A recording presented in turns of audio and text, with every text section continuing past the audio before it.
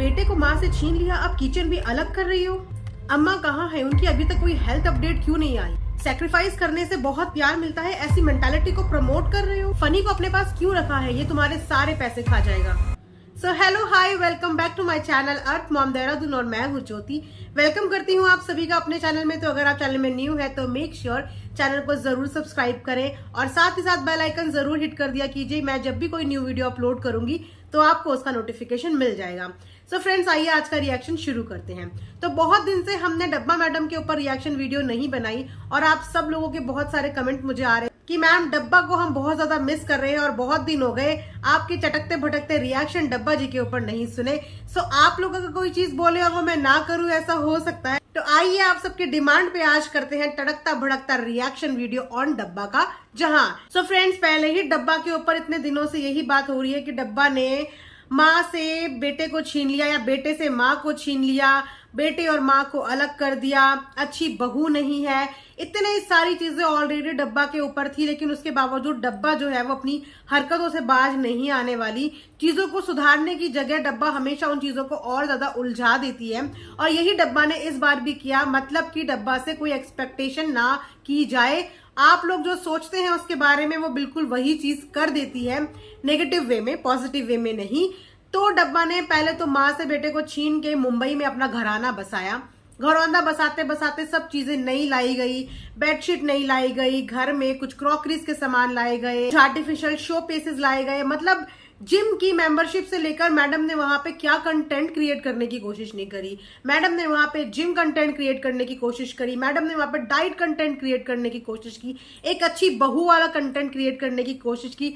But madam की तरह madam के सारे कंटेंट भी फुस की बम की तरह फुस हो जाते हैं।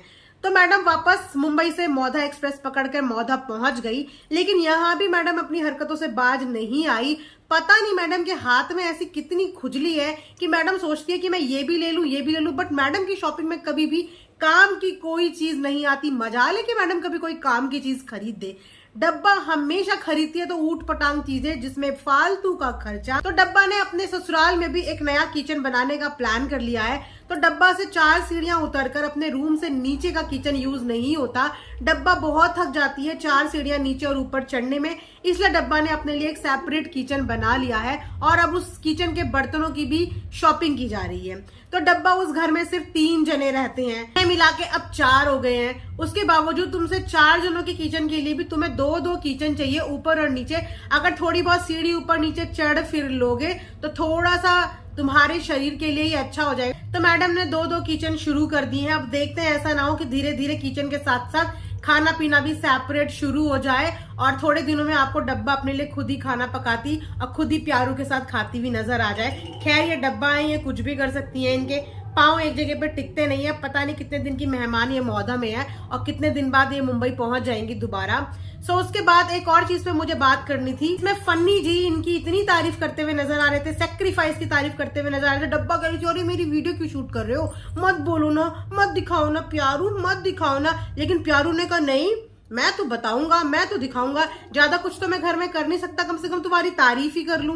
तो इनके इस सेक्रीफाइस वाले स्टेटमेंट से ना पब्लिक बहुत ज्यादा नाराज नजर आई। उनका बोलना ये है कि आप इस तरीके की वर्ड को प्रमोट करके ये दिखाना चाहते हो कि हर औरत को हमेशा सेक्रीफाइस करना चाहिए। ठीक है, कोई चीज जिसकी वजह से सामने वाले को कुछ फायदा हो रहा हो या सामने वाले के लिए अच्छा हो, उन चीजों में सेक्रीफाइस करना ठीक है। लेकिन यहाँ पे बात आपके प्रोफेशनल लाइफ की थी। एक ऐसी इंपॉर्टेंट चीज थी जो एक क्रिएटर के लिए बहुत जरूरी होती है और उस पर से आपको कोई बहुत बड़ा सेक्रीफाइस नहीं करना था। आपको सिर्फ अपनी टिकट आगे के लिए एक्सटेंड करनी थी, फिलहाल के लिए टिकट कैंसिल करानी थी। लेकिन प्यारू ने भर भर के तारीफ कर दी अपनी डब्बा की और बिल्कुल डब्बा को चने के झाड़ पे चढ़ा दिया कि आप बिल्कुल ठीक कर रहे हो। और डब्बा ने ये चीज का संदेश पूरी दुनिया में फैला दिया। जैसे मौधा एक छोटी सी जगह है, एक कस्बा, एक मेट्रो सिटी नहीं है, तो वहां पे आप लोगों को सिखा सकते हो eco friendly ways of living life.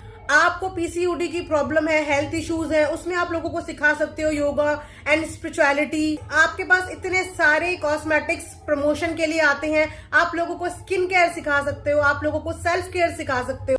और तो और आपको एंजाइटी इश्यूज भी है तो आप लोगों को मेंटल हेल्थ से कैसे डील करते हैं ये चीज भी सिखा सकते हो। आपने अपने करियर में बहुत उतार चढ़ाव देखे हैं अकॉर्डिंग टू यू, तो आप एक फाइनेंशियल प्लानिंग कैसे करते हैं, फाइनेंस की प्लानिंग कैसे करते हैं, वो सब चीजें अपनी इन्फ्लुएंसिंग में सिखा सकते हो, लेकिन आप इन्फ्लुएंसिंग के नाम पे लोगों को सिखाते हो जंक फूड खाना, फालतू का खर्चा करना, बेमतलब के बाहर घूमते रहना और बच्चों को पढ़ाई करते हुए बार बार टोकते रहना। तो इस तरीके के इन्फ्लुएंसिंग से लोग काफी ज्यादा नाराज है। यही रीजन है कि इनके कमेंट सेक्शन में लोग बहुत सारे नेगेटिव कमेंट्स करते हैं, लेकिन उन किसी भी कमेंट का डब्बा मैडम के ऊपर कोई भी फर्क नहीं पड़ता। ये कमेंट पढ़ के या तो डिलीट कर देती हैं या कमेंट पढ़ के इग्नोर कर देती हैं। इन्हें ये नहीं पता कि इनको व्यूज देने वाली इन्हीं की ऑडियंस है, और अगर अपनी ऑडियंस के पॉइंट ऑफ व्यू से ये थोड़ा सा सोचना शुरू करेंगी तो ये इनके लिए ही बेटर होगा, इनके लिए ही अच्छा होगा।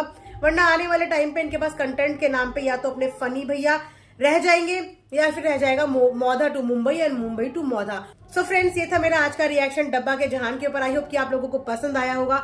सॉरी आज डिस्टर्बेंस आपको पीछे से बहुत ज्यादा आ रही होगी, बिकॉज आज जन्माष्टमी है और नीचे कुछ फंक्शन वगैरह चल रहा है, इस वजह से आवाज पीछे से आ रही होगी, तो उसके लिए आप एक्सक्यूज करना। And thanks for watching earth mom Dehradun.